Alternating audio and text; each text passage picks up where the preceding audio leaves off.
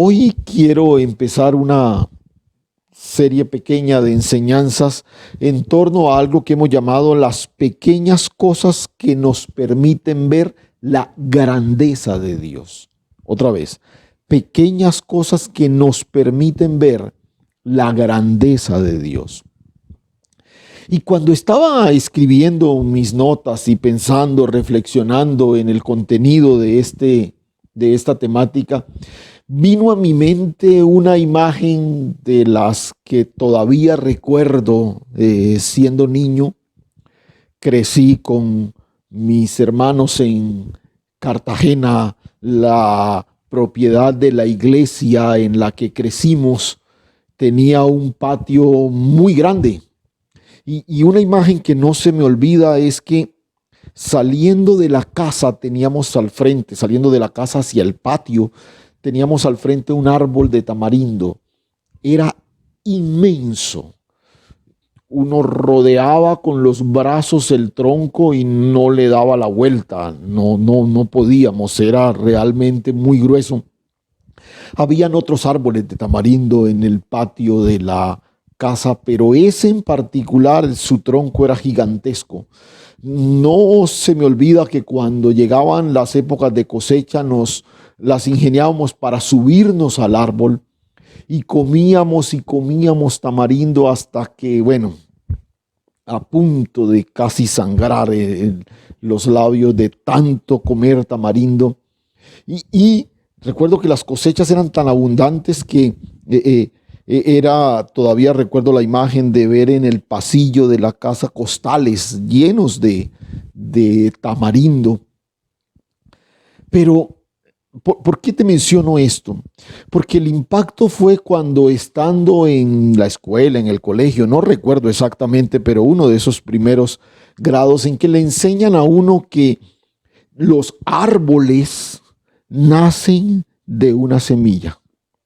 Entonces inmediatamente vino a mi mente la idea de que una pepita de tamarindo, una semilla de tamarindo, dio como resultado ese gigantesco árbol en el que en el que me subía yo, y no solamente yo, subíamos 6, 7 chicos simultáneamente a ese árbol, jugábamos en el árbol, de ahí colgaban hamacas, era todo ese gigantesco árbol.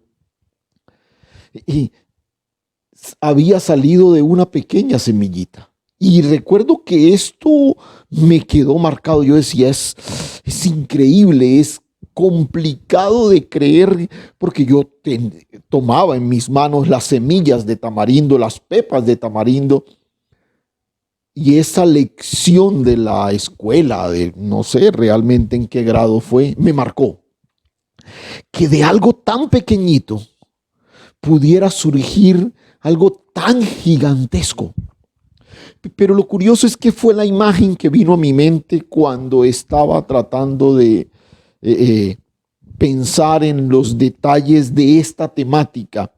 Las pequeñas cosas que nos permiten ver la grandeza de Dios. Y creo que en ese principio de la semilla, que tiene encapsulada dentro de ella todo, no solamente el árbol, sino el fruto tan numeroso, ahí en algo tan pequeñito, de alguna manera esa dinámica que la naturaleza nos permite ver refleja este principio sobre el que quiero que edifiquemos y fortalezcamos nuestro entendimiento en este espacio de los miércoles en las próximas semanas. Pero hoy particularmente quiero invitarte a mirar un texto ahí en Marcos capítulo 6. Marcos capítulo 6 a la altura del versículo 30. Un pasaje bastante conocido. Incluso hemos hablado ahí en casa en varias ocasiones de este texto. Pero quiero mirarlo desde la perspectiva de esta temática. Las pequeñas cosas que nos permiten ver la grandeza de Dios. Acompáñame en la lectura. Capítulo 6 de Marcos, el versículo 30 dice: entonces los apóstoles se juntaron con Jesús y le contaron todo lo que habían hecho. y lo que habían enseñado, y él les dijo: venid vosotros aparte a un lugar desierto y descansad un poco, porque eran muchos los que iban y venían, de manera que ni aún tenían tiempo para comer. Y se fueron solos en una barca a un lugar desierto, pero muchos los vieron ir y le reconocieron. Y muchos fueron allá a pie desde las ciudades y llegaron antes que ellos y se juntaron a él. Y salió Jesús y vio una gran multitud y tuvo compasión de ellos, porque eran como ovejas que no tenían pastor, y comenzó a enseñarles muchas cosas. Cuando ya era muy avanzada la hora, sus discípulos se acercaron a él diciendo: el lugar es desierto y la hora muy avanzada, despídelos para que vayan a los campos y aldeas de alrededor y compren pan, pues no tienen que comer. Respondiendo él les dijo: dadles vosotros de comer. Ellos le dijeron: que vayamos y compremos pan por 200 denarios y le demos de comer. Él les dijo: ¿cuántos panes tenéis? Y dividlo. Y al saberlo dijeron: 5 panes y 2 peces. Y les mandó que hiciesen recostar a todos por grupos sobre la hierba verde, y se recostaron por grupos de 100 en 100 y de 50 en 50. Entonces tomó los 5 panes y los 2 peces, y levantando los ojos al cielo, bendijo y partió los panes y dio a sus discípulos para que los pusiesen delante, y repartió los 2 peces entre todos, y comieron todos y se saciaron, y recogieron de los pedazos 12 cestas de lo que sobró de los peces, y los que comieron eran 5,000 hombres. Este texto, conocido como la multiplicación de los panes, ¿no?, tiene, muchos detalles que conocemos del pasaje. Los discípulos llega, la fama de Jesús ha crecido, ahora los discípulos también fueron enviados y Dios también ha obrado a través de ellos. Entonces el número de sus seguidores ha aumentado, y no solamente alrededor de Jesús el Maestro, sino que se han dado cuenta que los discípulos también han recibido una autoridad del Señor. Entonces la gente está enloquecida, quieren estar cerca de ellos, quieren escucharlos, quieren verlos por todos lados. Y el texto comienza mostrándonos una problemática que el mismo Jesús identifica. Y si tú notas, al inicio del pasaje se destaca la expresión muchos. El verso 31, por ejemplo, dice: y les dijo: venid vosotros aparte a un lugar desierto y descansad un poco, porque eran muchos los que iban y venían. Parece que la fama era tan grande en este momento del ministerio de Jesús, que eran muchos. Entonces, en cualquier momento que querían estar solos, que querían conversar, que querían incluso comer, era complicado hacerlo. Y nota el verso 33, vuelve y reitera: pero muchos los vieron ir y le reconocieron, y muchos fueron allá a pie desde las ciudades y llegaron antes que ellos. Jesús, viendo esto, les dice que se vayan a un lugar desierto. ¿Y la idea cuál era? La idea era que se pudieran, que pudieran descansar, que pudieran estar solos, que pudieran hablar, ¿cierto? Organizar la agenda, mirar un poquito las cosas, pero por lo menos disfrutar de una comida, de un almuerzo, de una cena tranquilos. La gente iba y venía y era imposible.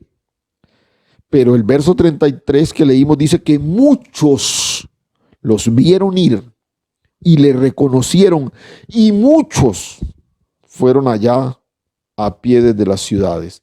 O sea, el Señor tiene la intención de retirarse, pero muchos, y otra vez el término, ¿cierto? El término muchos. Y esta es una expresión que en cierto sentido, es un pronombre o puede ser un adverbio que en cierto sentido es neutra, ¿cierto? Uno puede hablar, por ejemplo, de mucha sabiduría, pero también puede hablar de mucha insensatez, ¿no? Entonces, la idea aquí es que la expresión indica cantidad, número, intensidad, ¿no? Y el texto habla de mucha gente. y mucha gente que generaba mucha presión, mucha gente que generaba mucha demanda, que generaba mucha tensión. Ahora, si uno quiere un auditorio que lo escuche, mucha gente es bueno. Pero si uno que tiene una comida para repartir, mucha gente es caótico. Entonces nota, el término mucho puede resultar gratificante si tú estás pretendiendo que muchos te escuchen, pero puede resultar realmente un complique si, por ejemplo, quieres descansar. Es mejor que no haya muchos. Y mejor, si quieres comer, mejor que no haya muchos. Y es interesante porque el ministerio de Jesús, aunque concentró su impacto en unos pocos, siempre estuvo rodeado de mucha gente. Y este pasaje no es la excepción. Algunos estudiosos del ministerio de Jesús incluso aseguran que probablemente esta fue la concentración más grande de personas que Jesús tuvo a lo largo de todo su ministerio. Y bueno, el texto menciona al final que los que comieron fueron 5,000 hombres. Pero recuerda que en la cultura judía, la designación de este tipo de cosas incluye a los hombres, a los varones mayores de edad. Entonces, casi que uno podría decir que estamos hablando de 5,000 familias. Otro de los evangelistas menciona sin contar las mujeres y los niños. Entonces, estamos hablando de un público bastante grande, ¿no? Y el Señor se da cuenta de que hay un problema. El texto arranca diciendo que había muchos que iban y venían, y esa cantidad de gente genera un problema. No pueden ni siquiera descansar, no pueden estar solos, no pueden disfrutar de la comida. Entonces Él decide buscar con sus discípulos un lugar que les permita aislarse por un momento de la multitud. Y el versículo 32 nos dice que escogieron un lugar desierto. Un lugar desierto. Y el desierto es un buen escenario si uno quiere estar solo. El desierto también es un buen escenario para descansar. Pero, bueno, para comer, si uno lleva la comida y si no va a estar allá mucho tiempo, también el desierto puede ser un buen lugar para comer. Pero no es el lugar ideal. Incluso Juan el Bautista se acostumbró a una dieta muy particular del desierto. Langostas y miel silvestre. Bueno, langostas, no langostas, estas las de mar, sino estos grillos verdes así, parecidos a nuestros grillos verdes grandes. Esta fue la dieta de Juan el Bautista. No creo que se pudieran conseguir muchas de ellas a menos que hubiese un ataque de langostas para alimentar toda una multitud. O sea, el desierto en este sentido no era un buen lugar. Pero el Señor decide irse a un desierto porque, repito, era el escenario ideal si tú te quieres apartar. ¿Quién te quiere acompañar a un desierto? ¿Quién quiere ir a pasar con una gran multitud un tiempo en un desierto? Pero la popularidad del Señor era tal y el anhelo de la multitud de verlo, de escucharlo, era tan apremiante que al parecer se filtró la noticia de lo que ellos iban a hacer y muchos acudieron al lugar que Jesús escogió para estar solo. Estamos en el mar de Galilea.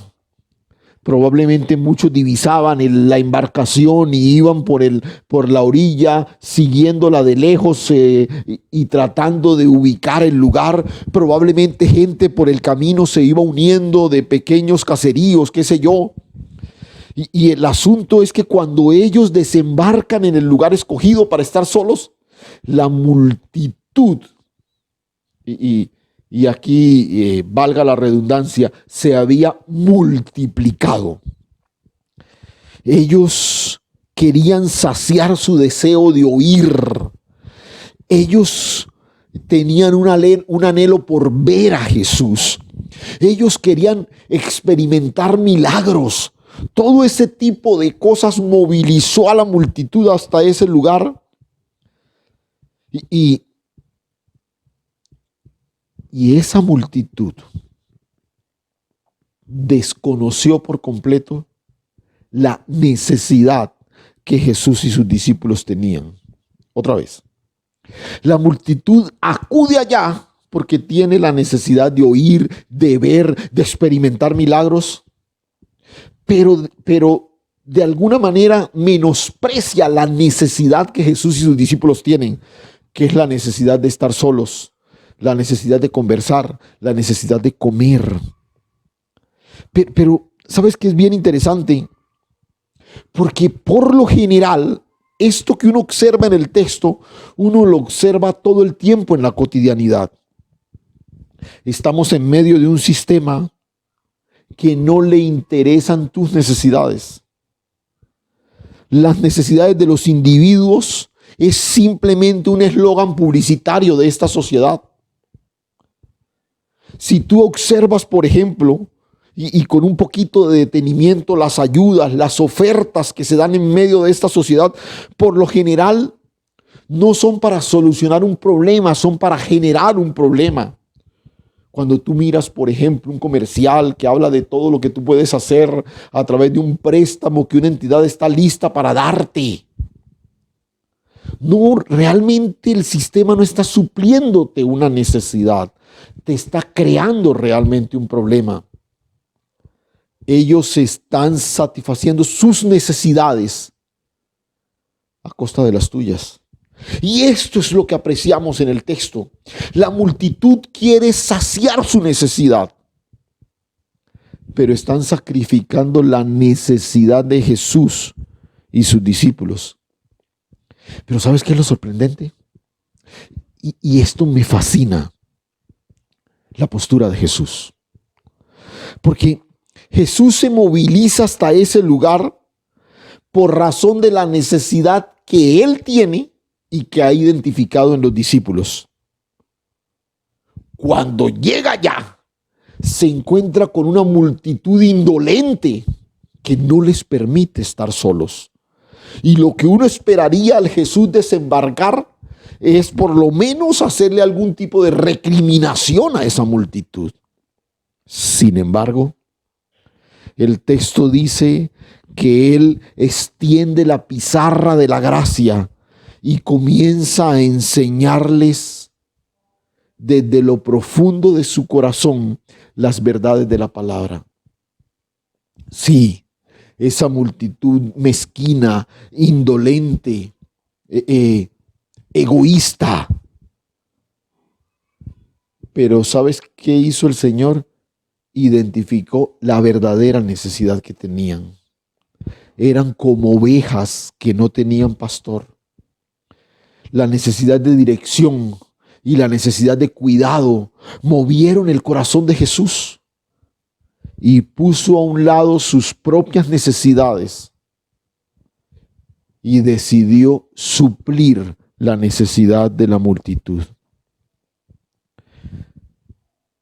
El pasaje nos permite identificar a una persona que es consciente de la necesidad de todos y manifiesta su gracia para todos, para todos. Esa multitud lo que merecía era una reprensión, un regaño.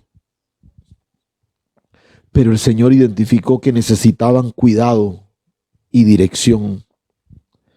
El Señor no les da lo que merecen, sino lo que necesitan.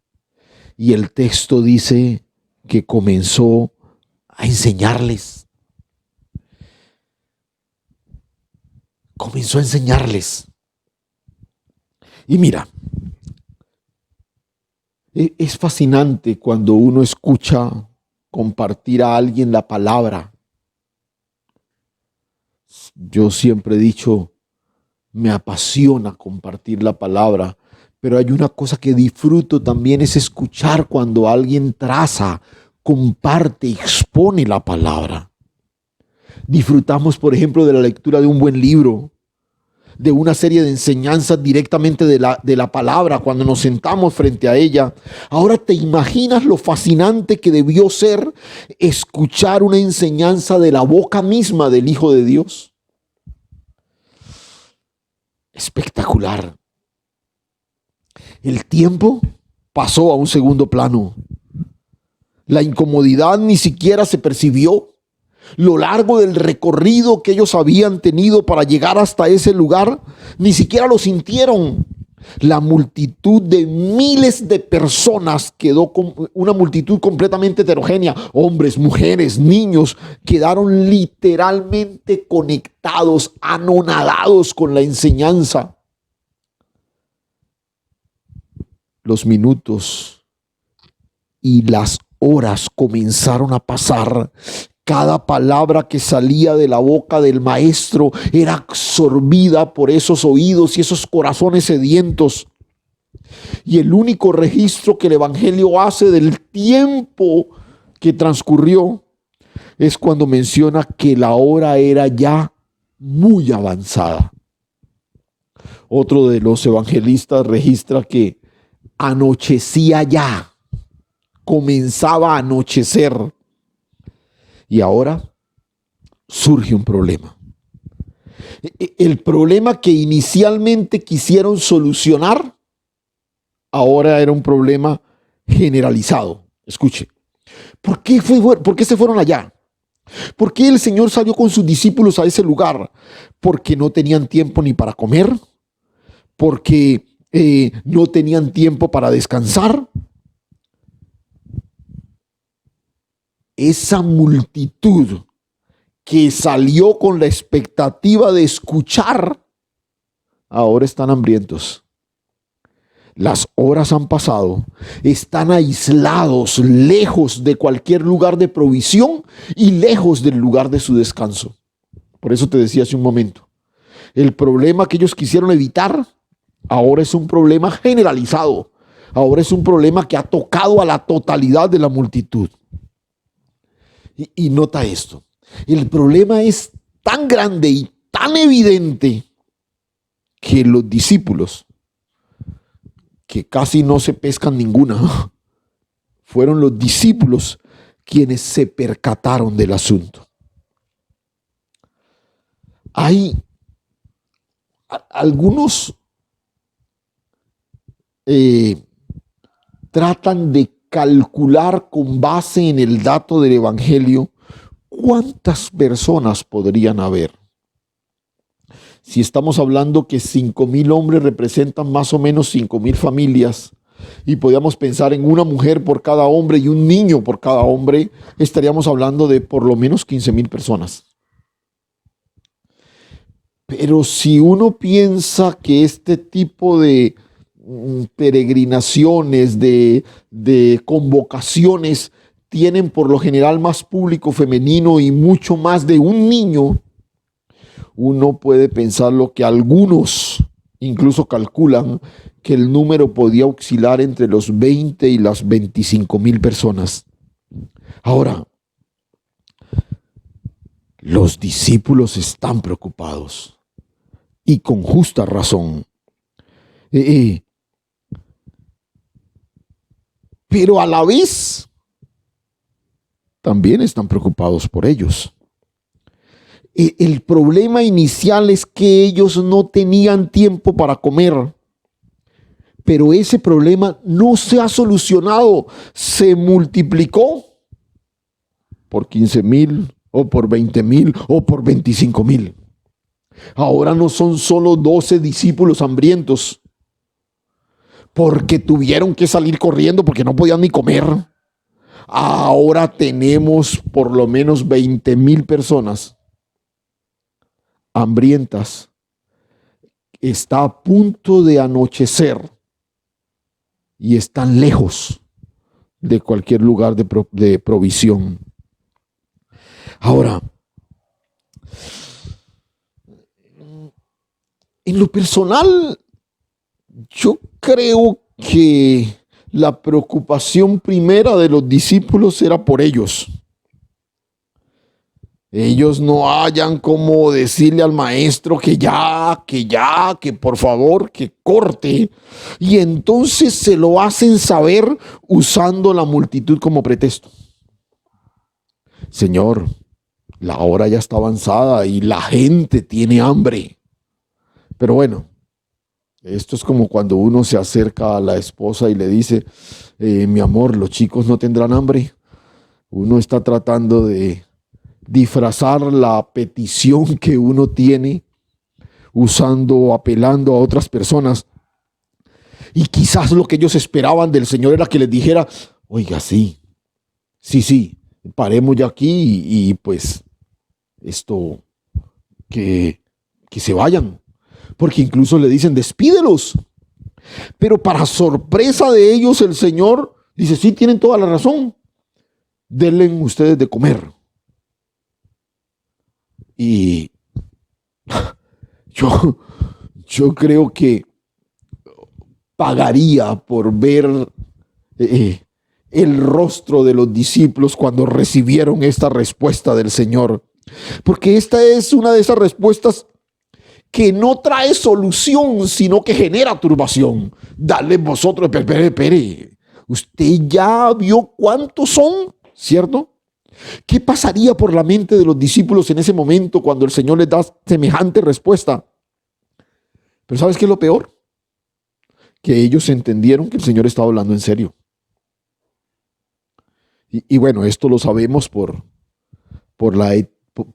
el sentido de la palabra que el Señor usa cuando les dice dadles. Les está diciendo, ustedes pueden hacerlo, denle. Y bueno, yo creo que los discípulos van, ¿qué dijo? No, que les demos nosotros. Y entonces es interesante porque cuando el Señor les invita a que le den de comer a la multitud, ellos responden en términos de dinero. Observa el versículo 37, dale vosotros de comer. Y ellos dijeron, que vayamos y compremos pan con 200 denarios y les demos de comer. Que vayamos y compremos pan con 200 denarios y les demos de comer. Entonces, el Señor como que los vuelve a encarrilar. Y les dice, espere, yo no les estoy hablando de dinero, les estoy hablando de comida. ¿Cuántos panes tienen? ¿Qué comida tienen? Es como si el Señor los sacudiera y les dijera, mire, el asunto es de comida, no de pan, no de dinero, perdón, no de dinero. Y no sé si recuerdas lo que aprendíamos el domingo en la palabra, porque este es un paradigma del sistema. Esto tiene que ver con esa pedagogía pecaminosa que el sistema nos enseña, que nos dice es que el dinero lo soluciona todo. Entonces, cuando ellos están en medio de un problema que se vuelve cada vez más grande, la primera cosa que piensan es en dinero. 200 denarios, incluso la cifra es estrambótica. Estamos hablando del salario de una persona en aproximadamente 8 meses de trabajo. O sea, no es una cifra despreciable cuando se habla de 200 denarios. Pero ellos le mencionan al Señor que lo que tienen son 5 panes y 2 peces.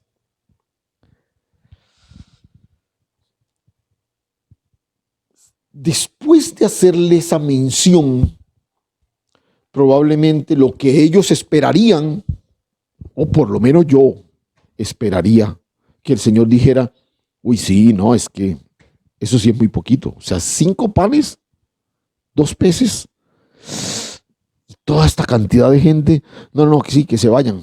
Listo, señores, se acabó. Arranquen. No. El Señor Entonces toma los panes y los peces. Y es aquí donde viene lo realmente fascinante en el relato.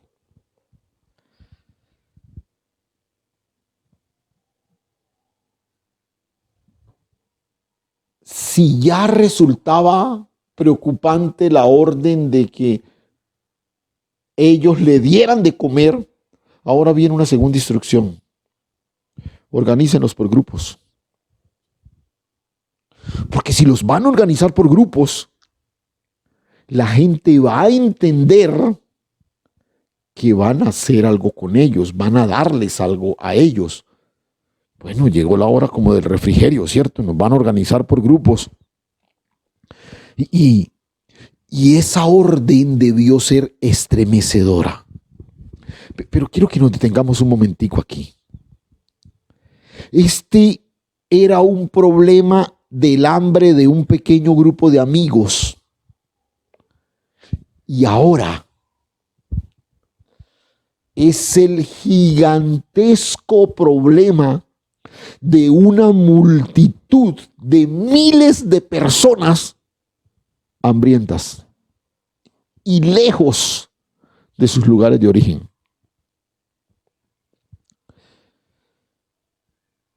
Y lo único que hay son 5 panes y 2 pececillos. Porque esa expresión la usa otro de los evangelistas como para indicar que los peces tampoco es que eran, ¿no? Eran unos pececillos. Observa esto, porque no olvides que nuestro tema es apreciando la grandeza de Dios a través de las pequeñas cosas. Y aquí vemos que la grandeza del problema contrasta con la insignificancia del recurso. Por favor, estamos hablando de por lo menos 20,000 personas hambrientas, con mujeres, con niños, seguramente ancianos. Y solo tenemos 5 panes y 2 peces. Esto que había comenzado casi como un juego, ellos tratando de esconderse de la multitud persiguiéndolos por todos lados para ser atendidos, ahora ha generado una dificultad de tamaño mayúsculo. Lo único que hay en las manos de Jesús en este momento son 5 panes y 2 peces. Incluso Juan, el relato de Juan aporta otros detalles. Por ejemplo, Juan es el que nos dice que esos 5 panes y esos 2 peces eran de un niño. Juan es el que nos dice quién fue el que habló con Jesús y quién fue el que le trajo los panes. Juan aporta unos detalles que son propios de un testigo presencial, ¿no? Recuerda, Marcos recopila la historia. Juan estaba ahí. Y hay una cosa muy interesante que Juan registra alrededor de este mismo pasaje. Allí en el capítulo 6, en el versículo 8, donde Juan narra este mismo episodio, Juan dice lo siguiente: uno de sus discípulos, Andrés, hermano de Simón Pedro, le dijo: aquí está un muchacho que tiene 5 panes de cebada y 2 pececillos. Mas, ¿qué es esto para tantos? ¿Qué es esto para tantos?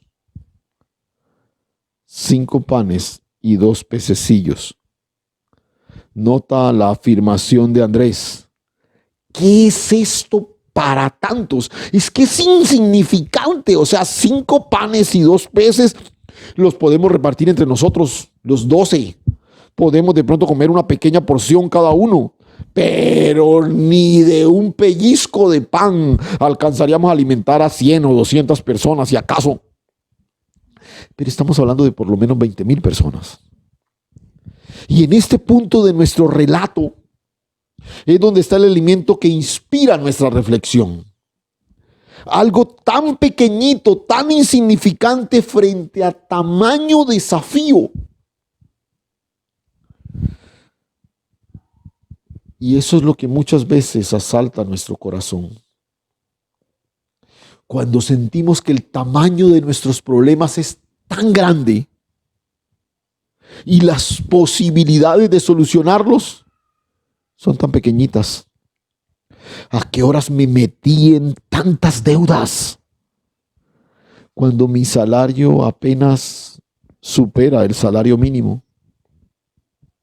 ¿Cómo fue que llegué a esta situación de estos niveles tan insostenibles? ¿Cómo fue que llegamos a este punto? Y uno comienza en un momento a reflexionar cómo se creó este problema tan gigantesco y los recursos que poseo para solucionarlos son tan pequeñitos. Escúchame esto y recíbelo de parte del Señor en esta noche. Algo pequeño puede parecer insignificante, pero nunca inservible mientras esté en las manos correctas. Mientras esté en las manos apropiadas. Ayer precisamente escuchaba la noticia de una subasta de unos tenis. Y ahí estaba la imagen, unos tenis incluso de segunda, ni siquiera eran nuevos, en perfecto estado, pero de segunda. Y unos tenis no muy modernos, unos tenis ya pasados de moda. Y se había pagado por ellos $650,000. Los tenis de estas marcas son costosos. Qué sé yo, $200, $250, unos tenis costosos. Pero $650,000, ¿por qué costaron tanto esos tenis? Porque eran los tenis con los que Michael Jordan jugó una de sus finales. Por eso te decía, algo insignificante puede ser trascendental de acuerdo en las manos en que se coloque. Esta diminuta cena representada en 5 panes de cebada y 2 pececillos estaban en las manos que formaron el universo. Nunca menosprecies el valor de las cosas pequeñas, porque en ocasiones Dios las usa para mostrarnos la grandeza de su poder. Jesús alimentó a miles de personas con 5 panes y 2 pececillos. ¡Wow! ¿Cómo se convirtió la lonchera de un niño en la extravagante comida de miles de personas? Y digo extravagante porque sobraron incluso 12 cestas después de que todos fueron saciados. Pero lo que el Señor usó fueron solo 5 panes y 2 pececillos. ¿Cómo sucedió? Y préstame mucha atención, porque con esto quiero cerrar mi reflexión en esta noche. Yo quiero que observes. Aquí hay definitivamente algo sobrenatural, pero quiero que, observando el obrar sobrenatural de Dios, aprendamos la manera como Él lo hace, porque aquí hay algo fascinante en el relato, por favor. ¿Cómo fue que sucedió? Porque creo que aquí hay un detalle, reitero, supremamente importante. Y la primera cosa que el Señor hace es que apela al principio del orden. Si tú observas, Él primero le pide a los discípulos que organicen la multitud en grupos. Hay un principio que hemos aprendido en casa. El orden siempre precede la multiplicación. El orden siempre precede la bendición. Dios ordena su creación y cuando está ordenada le da la orden de que se multiplique, de que la tierra produzca. Por eso el primer principio que Dios establece es el principio del orden. Por favor, no pierdas de vista este detalle que es bien importante. Toda esa multitud se organizó en grupos de 50 y de 100. La segunda cosa que Dios hace, dice, tomó los 5 panes y los 2 peces y levantando los ojos al cielo, bendijo. El segundo principio que el Señor manifiesta, establece, es el principio de la bendición. Dios bendice lo que primero ordena. Y la bendición es fundamental. Nada sin la bendición de Dios es una solución para nosotros. Te ponía un ejemplo hace un momento. Tú escuchas el comercial de una oferta de crédito que te da una entidad bancaria y puedes solucionar tu problema mediático, pero seguramente traerá serios problemas a futuro. El Señor lo bendice. Principio del orden, principio de la bendición. Pero la tercera cosa que hace es que, nota lo que dice el texto, partió los panes y dio a sus discípulos. Escucha, el tercer principio que el Señor establece es el principio del dar. El Señor parte los panes y lo coloca en manos de los discípulos. Y este es el detalle sobre el cual quiero llamar tu atención.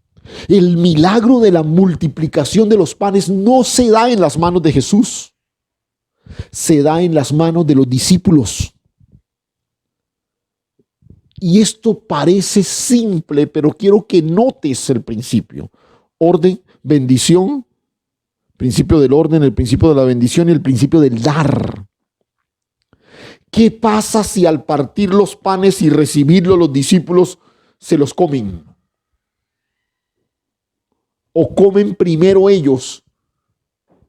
La multitud no hubiese saciado su hambre. Ellos comienzan a partir el pan, a dar, a dar, a dar, y la gente comienza a comer y a comer y a comer. Y el pan comienza a ser multiplicado ahora en manos de los discípulos y comienza a ser entregado a la multitud, a esa multitud que primero se ha organizado y que ha recibido un pan que previamente ha sido bendecido por el Señor. Quiero que observes esto, por favor. Mira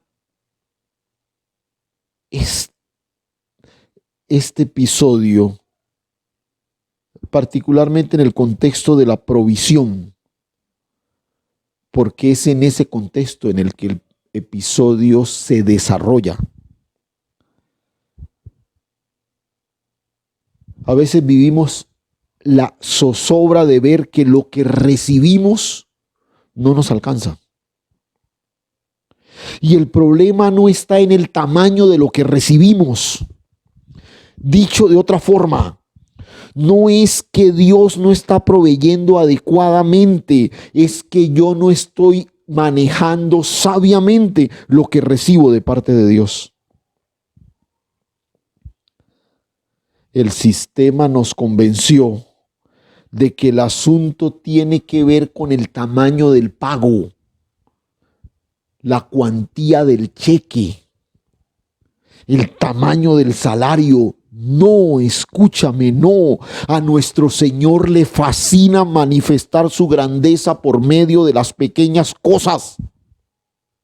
Esto no tiene que ver con cuánto es el tamaño de tu salario. Esto tiene que ver con la capacidad que tú tengas de ponerlo en las manos correctas y operar en los principios de la multiplicación, de la manifestación de las grandes cosas de Dios a través de los pequeños detalles.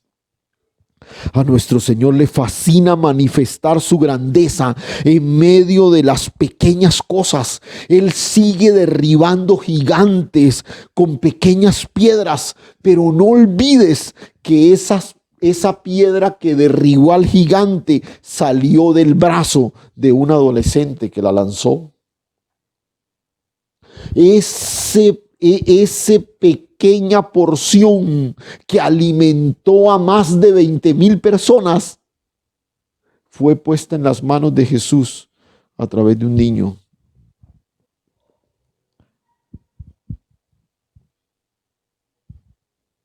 Orden, bendición y generosidad. El gran problema de los discípulos fue que cuando surgió la dificultad, miraron la bolsa, la billetera, en lugar de mirar a Dios.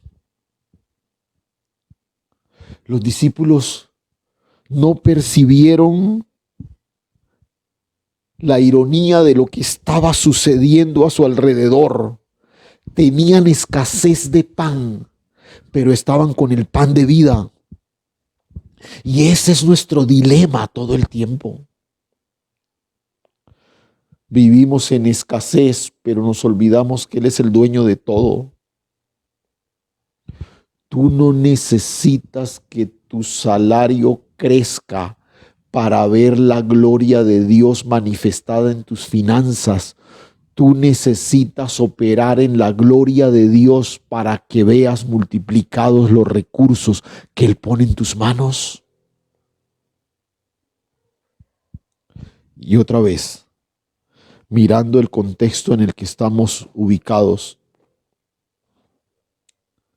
sujeta tu vida al orden de Dios. Pon tus finanzas en orden. Hay personas con las que uno habla que le dice que yo tengo muchas deudas. ¿Cuántas deudas? Muchas. ¿Y cuántos son muchas? No, es que yo le debo a cada santo una vela, yo esto, pero ni siquiera saben cuánto deben. ¿Cómo vas a experimentar un milagro si nunca te has puesto en la tarea consciente de poner en orden tus finanzas? Sin orden no hay bendición, sin orden no hay multiplicación. Tú tienes que entrar en un trabajo consciente de ordenar, por ejemplo, en este caso en particular, tu realidad financiera. Pero el segundo principio es el principio de la bendición. Tú tienes que imprimirle la bendición de Dios a todo lo que recibes. Tú tienes que consagrar a Dios todo aquello que Él pone en tus manos. Y tú sabes el principio de la consagración, el de apartarlo primero para Él. Pero el asunto es que, porque algunos dicen, bueno, pero yo diezmo. Escúchame. El diezmo no es dar, el diezmo es cumplir. El diezmo no es dar, el diezmo es devolver porque es de Dios. Yo experimento la multiplicación cuando entro en un nivel de dar, de generosidad.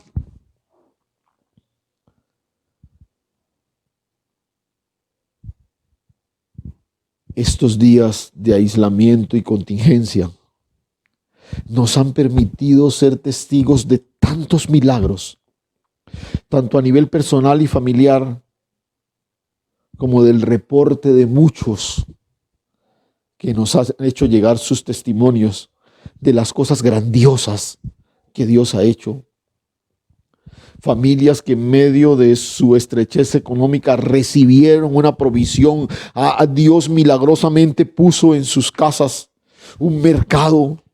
Pero cuando recibieron esa provisión se enteraron de la necesidad de otra familia y sacaron de lo que recibieron para compartir con ellos. Y nos compartían el testimonio de la manera tan milagrosa como han experimentado la provisión de Dios día tras día, día tras día.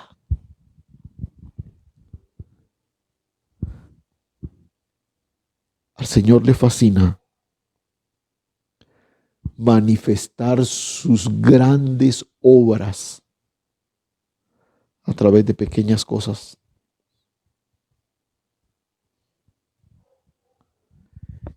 Yo quisiera desafiarte en esta noche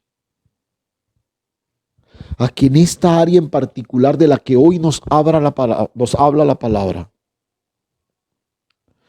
tú puedas lanzarte a un desafío de fe, de comenzar a ver la grandeza de Dios a través de las pequeñas cosas. Y quisiera invitarte a que ahí donde estás, piensa por un momento en lo que la palabra nos ha regalado hoy. Piensa en estos sencillos principios que hemos aprendido de este episodio especial, de este relato precioso. Escucha, somete tu vida, tus finanzas, tu salud al orden de Dios. Pon todo bajo la gracia y la bendición de Dios. Y comienza a entrar en una dimensión de multiplicación a través de la generosidad. Cierra tus ojos un momento. Piensa por un instante en todas las cosas especiales que el Señor